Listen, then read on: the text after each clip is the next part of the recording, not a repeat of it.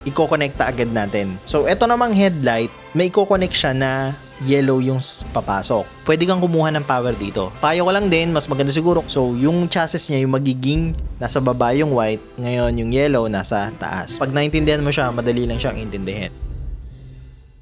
Hello mga Lods, welcome sa second part ng video natin. Dito sa video na to, papaliwanag ko sa inyo kung paano namin ginawa yung MDL. Ngayon, kung napanood nyo yung unang part ng video natin na pinakita ko sa inyo kung ano yung mga pinagagawa ko doon, kung di nyo naintindihan, dito sa pangalawang video na to, i-drawing natin. Ngayon, babagalan ko lang din. Meron ako ditong mga boss, meron ako ditong recording. Meron ako presentation na ibibigay sa inyo. Sigurado maintindihan nyo to. Lalagyan ko din siya ng clip sa mga ginawa natin nung una para ma-gets nyo yung sinasabi ko. Tara, start natin yung video.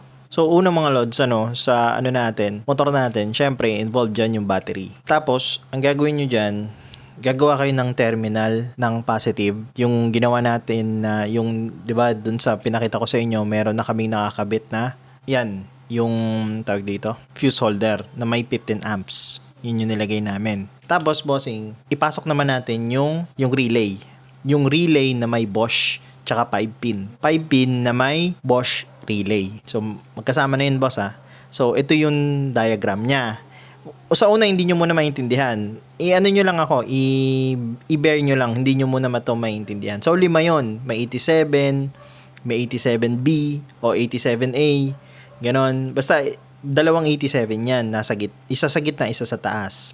Pero, payo ko lang mga boss, tingnan nyo pa rin yung pin nyo. Pero yung pin natin kasi, ito yung forma. Alam ko kasi yung 85 nasa kaliwa eh. Anyway, basta bossing, yung tingnan nyo yung number ng pin nyo kasi isa lang naman yan. Ganon at ganon din. Basta yung number tama lang din, sakto. Importante na tama yung number na anuhin nyo, natitignan nyo, tama yung number. Tapos yung color niya is iba-iba din. Merong stripe, basta iba-iba yung kulay. Depende talaga sa mabibili nyong 5 pin. So, ang tamang dapat gawin is tandaan natin yung number. Okay, start na natin. So, ang gagawin natin dito mga boss, kape yan. So, ang gagawin natin dito mga boss, okay, sige. Bye-bye. Ingat ka. Sarado mo yung gate, ha? Unang-una mga boss, meron tayong i-connecta agad natin yung pin. May i-connecta agad tayo. So, yung wire ng 30 mula dun sa relay, sa 5 pin nyo, i-connecta nyo na agad siya.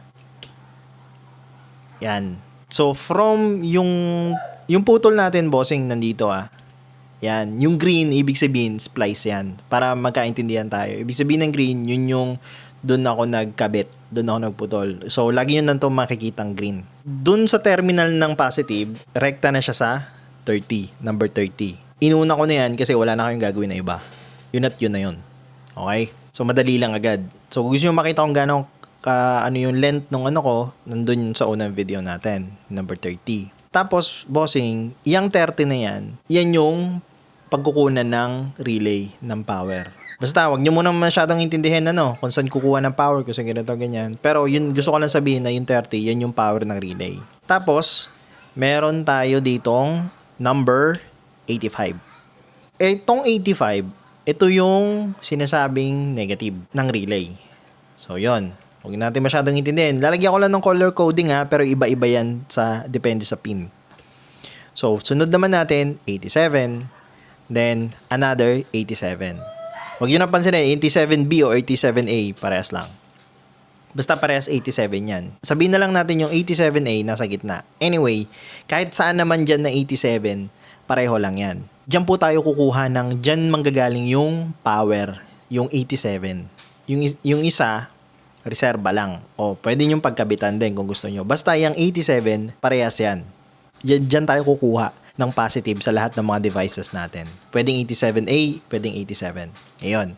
Then next, lastly, ito naman, 86. Yan. Lagyan ko lang ng kulay na dilaw.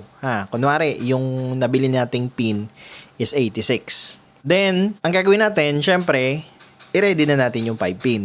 I-ready nyo na yung 5 pin, splice nyo din yung dulo ng 87, pati yung 86.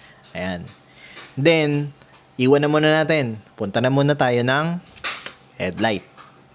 So, sa headlight, mga boss, meron kayo makikitang dalawang dyan. May dalawa kayong gagalawin dyan. So, sa unang-una, yung ignition natin. Yung ignition natin kasi, ang kulay nun is yung may brown na may blue stripe. So, tatanggalin nyo yun. Tatanggalin nyo yun. Kagaya ng ginawa natin. Yan yung ignition natin. Pag sinusian mo, dyan yun. Yung susian na yun. Dyan yun. Tapos yung isa naman, merong sa kabila, meron namang yellow na may red stripe. Yellow-red. Or yellow. Yung yellow na yan, yun yung mayroon siyang lalagyanan na kulay puti. Kukunin nyo yun, tatanggalin nyo yun, medyo mahirap tanggalin yun, tapos, yun, dun yung makikita yung yellow na yun. Yung yellow na yan ay headlight.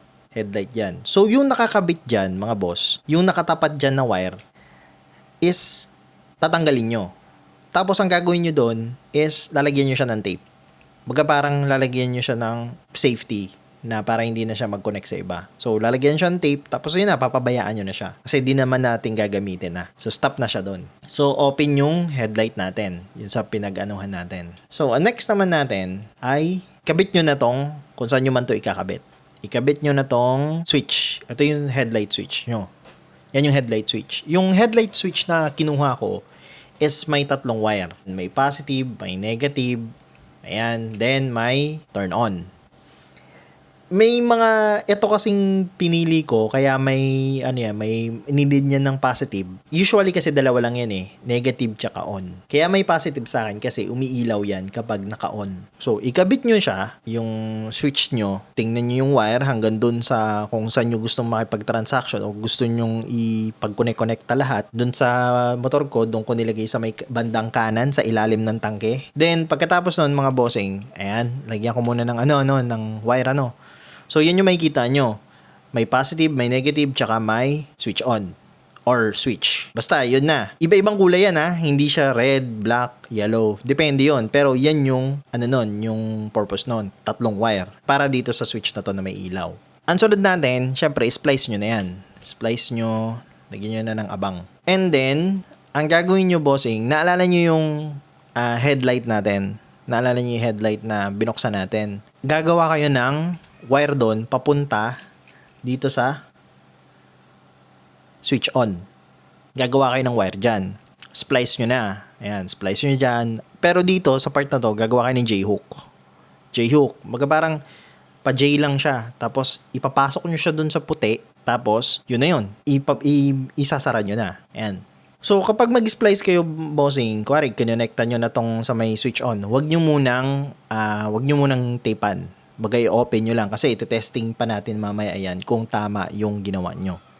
Hindi kasi ako marunong mag-voltmeter kaya hindi ko maituturo Pero tama tong schematics na to or tama tong wiring na to. Yung voltmeter kasi hindi ako marunong Pero kung marunong ako mag-voltmeter, yan, mas madali. And then, ang next natin, edi okay na. Naikabit nyo na from headlight, naikabit nyo na yung bagong wire, lagyan nyo na rin ng tape. Lagyan ng tape yung yung wire lang hindi yung mismong pinag-splice sa inyo. Pasok naman tayo dun sa MDL switch nyo. Yan. So, yung MDL switch ko is Domini switch. Dahil dun, meron akong wire na power. Then, ano isa? Yung power na wire. Tapos, yung up niya, tsaka yung down niya. Or yung pag pinindot sa baba, yung wire pa baba, and then yung wire pa taas. Basta yung up, down, or high, low. Ano na lang, up, down na lang. Imagine na lang natin sa baba, pag pinindot, then high yung sa may taas, o yung may double line. Kung nakikita nyo dito, ito. Yan, up, down. Yun. Tapos, bossing, ang next natin, ikabit nyo na yan si Domino, Ikabit nyo na si Domino, tas isama nyo din kung saan nyo man dinulo kung nasan yung dulo nito sa ilalim. Sa akin kasi sa ilalim ng tangke. Ito din yung wire nito sa ilalim din ng tangke. Tapos, punta naman tayo kay MDL. Ikabit nyo na siya MDL. O, iano nyo na siya, itignan nyo na din kung hanggang saan. So, si MDL ko, sa Senlo, wala akong alam na ibang MDL. Si Senlo ko kasi, meron niya siyang sariling balas. So, yung balas kasi, yung parang kasama na siya dun sa wire na parang pa-box. Siya yung nagre-regulate ng kuryente. So, hindi ko na kailangan, kasi yung iba sabi daw maglagay pa ng relay, pero ako hindi na ako maglalagay ng relay kasi meron na siyang balas. Tingnan nyo yung link sa baba ng comment section kung gusto nyo makita yung link kung saan ko siya binili. So, doon sa kada wire niya, left and right, may makikita kayong dalawang negative. Pares tigisa sila tigisa eh. So meron ding yellow pareha sa kabila. Then yung white yung kulay niya na white. And then yung MDL natin merong sabay, both na yung wire na red. Para sa akin yung kulay ng ko is wire na red. Yun yung parehas na yellow tsaka white. Ganito kasi ang bossing. Sa mga hindi nakakaintindi ng kung ano yung pinagsasabi ko dito about dito, pag ito kinonect mo, may ko-connect siya na yellow yung papasok. May ko-connect siya na white papasok. Ngayon, ito naman, may ko-connect siya na both papasok. So, ibig sabihin, lahat gagamitin niya. Ang problema, up and down lang yung pagpipilian natin. So, yung isa dyan, iiwan natin. Kunwari, itong si yellow, kinonect ko kay down. Ang pag pinindot ko si down, ang lalabas, yellow. Kuwari, ito si white, kinonect ko kay high. Pag pinindot ko si high, ang lalabas, white. So, wala na pagkakabitan si pareho. Si both. Wala na siyang pagkakabitan. So, kunwari, ganito, gusto ko yellow. Yellow yung up. Yung pipindutin. Pag pinindot ko yung yellow, pag pinindot ko yung pinakamataas, lalabas, yellow.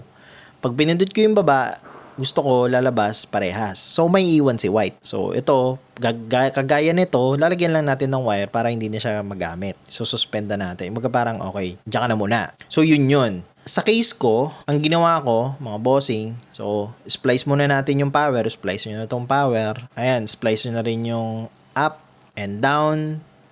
And then, itong yellow, pag didikitin nyo itong kable na yan eh. Itong yellow pagsasamahin nyo. Then, ganun din yung white pagsasamahin nyo.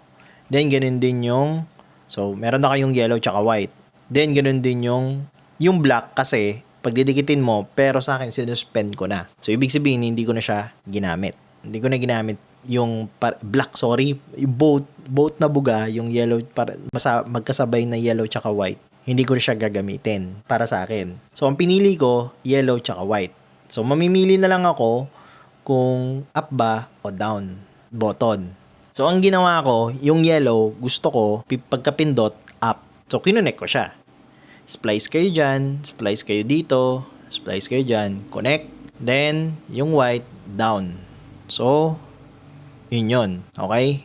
Yung position kasi nung ilaw ko, nasa baba yung white, ngayon yung yellow, nasa taas. Pwede ko naman siyang baguhin kapag pag flinip ko yung MDL natin. Pag flinip ko yung Sanlo, pwede ko siyang baguhin. Pwede ko ding baguhin yung wiring. Pero yun na, white nasa baba, then yellow sa case ko. So yan. So may natitira tayo, itong negative. Yung negative na wire. Pag didikitin nyo din yan, Pag didikitin nyo din yan. But sa ngayon, stop muna tayo dyan. Stop muna tayo. So, edi nandun na sila. Magkadikit na si up and down sa yellow tsaka white. Pabayaan nyo muna siya. Tapos, punta na kayo sa negative nyo.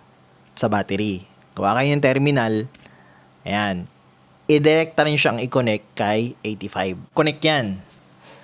Wait lang bago nyo lagyan ng tape. Dito sa 85, dito sa 87, parehas itong dalawang 87. Tsaka dito sa 86, gagawa na kayo ng mahaba. Step by step to para hindi na kayo mahirapan. Kasi yung ginawa ko nun isa-isa eh. Ganito So, kinonect nyo na 85. Huwag nyo muna lagyan ng tape. Kuha kayo ng 4 na wire na mahaba. Actually, hindi yun yung ginawa ko, pero inulit ko kasi siya. Basta ganito. Kuha kayo ng 4 na mahaba. Siguro, kung hanggang saan gusto nyong ilagay lahat ng wiring sa ilalim ng sa akin, sa ilalim ng tangke. Mahaba siya, pantay-pantay. 4. Doon nyo ikabit si 85. Then, kabit nyo na si 87. And then, yung isang 87. And then, yung another 86. Okay. So, pantay-pantay yan, bossing. So, ano ang sunod? Ang sunod natin, ayan. Dun sa wiring nung negative natin na 85, dun dito sa bandang to, maglagay ka ng sugat. Splice. Maglagay ka ng sugat, hindi mo siya puputulin Ay kayo, kung gusto nyo putulin. Ang ginawa ko kasi, nilabas ko lang siya. Kagaya ng ginawa ni Raymark, nilabas niya lang. Baga parang pinakita niya lang yung wire dun sa part na yon. Tapos, maglalagay ka ng another wire na may terminal sa dulo para sa chassis, yun sa metal. Ito kasi, mga boss, itong gagawin natin itong may terminal na to na nakakabit is ito yung ground. Kailangan to para mas malakas yung buga nung ilaw o yung electrical, basta yung system niya. Kasi 'di ba kailangan niya ng negative. So yung chassis niya yung magiging negative nun. Ang gagawin nyo, kagaya ng ginawa namin ni Raymar, kagaya ng ginawa ko nung gabi, maglalagay ka ng another wire na maliit. Tingnan nyo na lang sa last video natin kung gaano kahaba. Then yun yung kasi ikakabit natin. Lagyan nyo ng terminal, tapos yun yung ikakabit natin dun sa upuan, dun sa bakal. Iipit natin dun. So, okay na. So, ang next natin ngayon, saan tayo? Iti-tape mo na lahat yan. Tape mo na to. Yung wire nung 30, 85, 87, yung sa 5-pin mo, i-tape mo na siya. I-tape mo na siya hanggang sa umabot ka hanggang sa headlight. Tapos, pag na-tape mo na, umabot na sa headlight, dun sa, malapit na sa headlight, dun mo na ipasok sa 86. Kagaya ng ginawa ko, yung 86, ihiwalay mo siya. Ipapasok mo siya dun sa headlight, papunta dun sa ignition. Okay? Balik lang tayo konti, So, yung ginawa ko kasi, di ba may siya, hindi siya satong-sakto. So, mahaba siya eh. So, naglagay ako ng allowance. So, tiniklop ko pa yung part na sobra. Nagbigay ako ng konting allowance, nilagay ko sa gilid, tinape ko. So, yun, may allowance ka doon. Just in case na nididelahin or something. O yun, may allowance ako sa bandang kanan ng YTX natin. May allowance doon. Tapos, forward na ulit tayo. Si 86, ihiwalay mo kasi ipapasok mo yun sa headlight papunta sa ignition. Click natin. Itong ignition na to, para pag binuksan yung susi, mag-a-activate tong relay. Kailangan yan para ma-activate itong, para hindi siya laging naka-on. Kasi nangyayari kasi sa ibang wiring, ang nababasa ko, nakarekta siya sa battery. Parang wala siyang ignition, wala siyang ganon. Baga parang sa 86, nakarekta na agad kay 30. So, lagi siyang naka-on. Itong sa 86, ito yung magsisilbing mo sa ignition. Pag sinusian mo, naka-on, dun lang mag-activate si relay. Okay? So, okay na tayo doon. Yung paglagay nun, madali lang naman. Next natin, syempre, itong 87A, sa ginawa ko, pwede kang kumuha ng power dito, actually. Yung dulo nito, kaya lang, ito ay reserva na. Ito ay nirecommend na Raymar kasi kapag, kuwari, magdadagdag ka ng iba pang gadgets, like monitor navigator or charger, pwede kang magkabit pa dito. So, itong 87 na isa, itong 87, mga boss, na isa, dito tayo kukuha, dito mo ikakabit lahat ng positive ng devices mo. So, i-connect natin siya dito kay switch ko sa headlight, yung positive ng headlight, and then pati yung positive ng power ng pinagkukunan ng domino ko. Kasi itong power na to, domino, papunta yan sa MDL. So, dyan siya kumuha ng connection. Yung power niya, magmumula sa domino switch, papunta sa MDL. So, dyan siya bubunot ng power. Kahit pagsamahin mo na yan, pagsamahin mo yung power nito, and then, syempre, yung negative na tayo. So, tapos na tayo. Lahat na-connect na natin lahat ng power eh. Yung negative na lang yung natitira. Lahat ng negative natin. Mas maganda kung lagyan nyo ng label. Okay lang na matrabaho basta madali nyong matandaan kung ano yung negative. So, lahat ng negative, for example, itong MDL natin, itong negative natin, yan na lang yung natitira. Diyan natin ilalagay, ipapasok si negative dito. Itong 85 natin. So, pagsamahin nyo yung dalawang negative, kayo diskarte nyo kung lalagyan nyo ng another wire o pagsasamahin nyo na lang or gagamit kayo ng pin. Then, mag-slice kayo dito sa dulo. Then, ikabit nyo si negative. Nasa diskarte nyo na yan. Basta mahalaga, negative to negative. And then, another negative sa switch natin dito sa headlight natin. Doon ko na gets na madali lang yung, pag naintindihan mo siya, madali lang siyang intindihin. Medyo nakaka-overwhelm lang siya nung una. Kasi, syempre, hindi ko alam mag-wiring, hindi yung 5-pin, 87, 85. Ayun. Konting recap, konting recap sa nagawa natin. Itong 30, ito yung rekta dun sa battery natin. And then itong 85, ito yung magsisilbing negative. So yung 87A, 87B o 87A, parehas yung power. Kahit saan dyan, kahit saan ka kumuha, kahit saan mo ikabit lahat ng positive ng mga devices mo o ng MDL mo o ng switch mo, pwede. So itong 87A, nireserba na lang natin. just in case na magdagdag ka ng motorcycle navigator. So, sinuspend natin siya. Nilagyan na lang natin siya ng tape, inikot natin, sinafety natin para just in case, ganun lang yung gagawin natin. Tapos, itong 86, ito yung magsisilbing switch natin. Ito yung magsisilbing turn on indicator mula sa ignition natin, kaya ganyan. So, ito namang headlight. So, nakita nyo to, ito yung headlight natin. Ito yung magiging, ito yung magiging indicator na turn on siya. Ngayon, minsan walang positive yan, bossing Minsan wala siyang positive dahil walang ilaw. Ito, pero kasi sa ganitong type ng button, kailangan ng ilaw. So, pag pinindot mo siya, iilaw siya. Kaya kailangan ng positive. Kailangan niya ng power. Yun, sundin nyo lang yung schematics o kung gusto nyo makita kung paano ko ginawa, kung gaano kahaba, kung saan ko nilagay yung mga yung video na previous na pinanggalingan nito. Kung hindi nyo pa napapanood, may video ako na yung ginawa naming wiring na hindi ko naiintindihan nung una is nirewire ko kasi pinalitan ko ng automotive wire yung ating wiring na 14 gauge. 14 gauge wire. Ang payo mga boss is 16. 16 lang. Okay na yon, sapat na yon. 16 lang. Pero pwede naman siya mag 14. Ayun, pwede kayo mag 14. So ang gagamitin na wiring dito, pwede kayo mag 14 and then pwede mag 16. 18 wag na kasi masyado na manipis. Kapag yung mga lang, yung mga connection lang, kunwari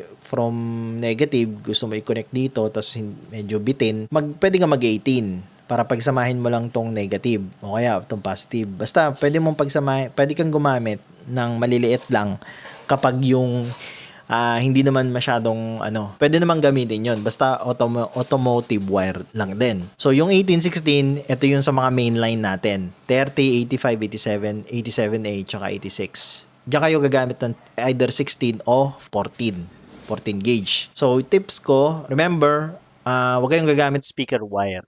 Kaya ako ginawa to lahat, kaya ako ni-rewire lahat kasi ginamit namin speaker wire. Then, after 3 months, napupulbo siya, napuputol. So, nawala yung headlight ko, nagulat ako. Sabi ko, 3 months lang to palyado ba yung pagkakakabit. So, yun yung reason kung bakit kailangan ko ulit pag-aralan kung paano yung wiring nito. Payo ko lang din, mas maganda siguro kung ilagay nyo sa tangke kasi nung in-expose ko siya sa kabila, sa may gilid nung ko na naka-expose is nababasa siya. Pag bukas ko, medyo basa-basa siya. So, medyo messy. Ayun lang. Kapag may tanong kayo and hopefully nakatulong ako sa inyo, kung gusto nyo i-download to, nandun naman sa baba yung nasa baba yung mga links. Kung gusto nyo yung MDL na ginamit ko, nasa baba din yung link. Pag nakatulong ako, comment nyo lang and please subscribe to my channel and like nyo, share. Malaking tulong na yan para makagawa ko ng mga ganito pang klase ng video.